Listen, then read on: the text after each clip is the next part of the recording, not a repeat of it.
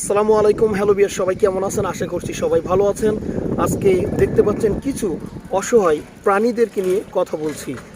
আমরা মানুষ, আমাদের যত বাড়ি গাড়ি, টাকা পয়সা, ধন দৌলত যত প্রয়োজন হয় আমরা যেন ততই চাই। এক প্লেট খেলে আরও 5 প্লেট খাওয়ার প্রয়োজন হয়, কিন্তু এই অসহায় নিরীহ প্রাণীগুলার মানুষের কাছে কিন্তু এভাবে কোনো চাহিদা নাই।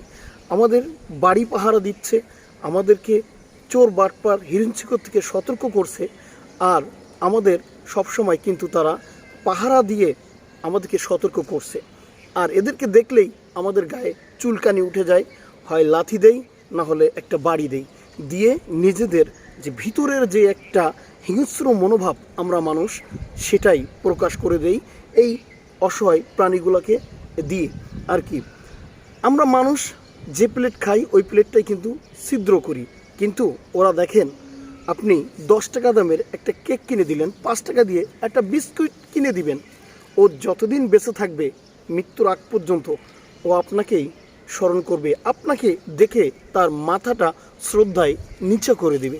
কিন্তু আমরা মানুষ জাত, আমরা খেয়ে কি করি?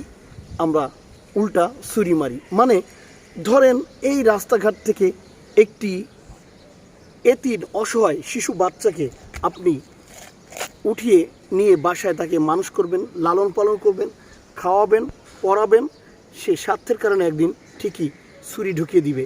আমরা সেই মানুষ, কিন্তু ওরা স্বার্থবিহীন আমাদের বাড়িঘর পাহারা দিচ্ছে, শত্রু থেকে আমাদেরকে রক্ষা করছে, জানান দিচ্ছে। আর এদেরকে দেখলেই আমাদের গায়ে চুলকানি উঠে যায়।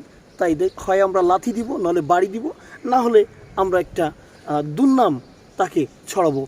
আর যারা বলছেন যে যে বাসায় কুত্তা থাকলে ফেরেশতা থাকে না, তাদের উদ্দেশ্য করে বলতে চাই, তাহলে ধরেন আপনি একটা নারী নিয়ে, মেয়ে নিয়ে জিনা করবেন, ওইখানে আর কুত্তা রাখবেন 5টা সাথে, তাহলে আর কুত্তা থাকার কারণে ফেরেশতা থাকবে না, আপনার গুনাহ আর লিখবে না।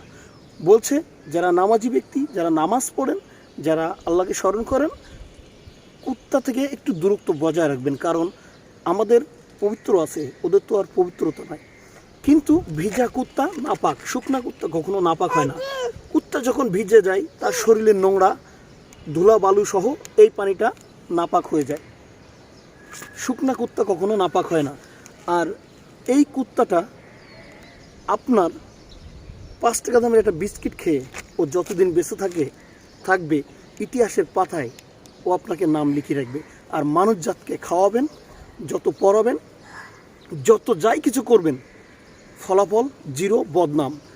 তাই আবার বলছি, মানুষের মন আর পেট কখনো কবরের মাটি ছাড়া ভরবে না। এইসব হতদরিদ্র কুত্তারা কখনো আপনার সাথে বেইমানি করবে না। তাই এদেরকে দেখে একটা লাথি দিবেন না, কখনো মারধর করবেন না।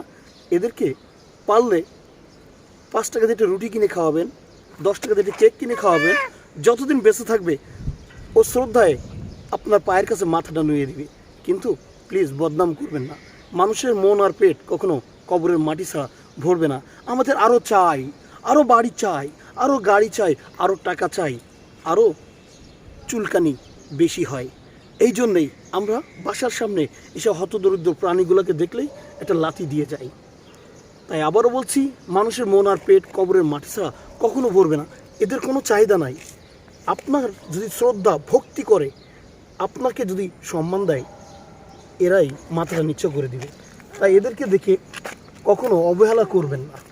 আসসালামু আলাইকুম, ভালো থাকবেন সবাই। এই যে টাটা দাও মা, সবাইকে টাটা দাও, আম্মু টাটা দাও, দাও আম্মা টাটা দাও। হ্যাঁ, তো আমি চাচ্ছি আমার বাচ্চাকে কুত্তার ভয় থেকে তাকে কাটাতে, যেন আমি যখন না থাকবো সে এদেরকে মোকাবেলা করতে পারে। সত্যি এরা বড় অসহায়, এরা বড় শ্রদ্ধাশীল মানুষের। তাই আসসালামু আলাইকুম, আল্লাহ হাফেজ, ভালো থাকবেন সবাই।